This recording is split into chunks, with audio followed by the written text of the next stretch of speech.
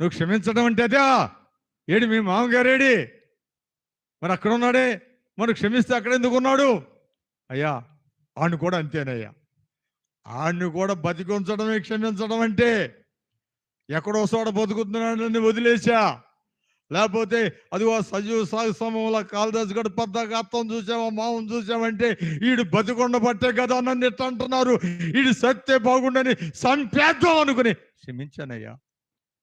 అదేయ్యా నేను క్షమించింది, అదేనా నువ్వు క్షమించింది? అదేనా? లేదా పద్దాగాడు చెప్తుండే అత్తను చూడో, మామను చూడో, భర్తను చూడో, భార్యను చూడని.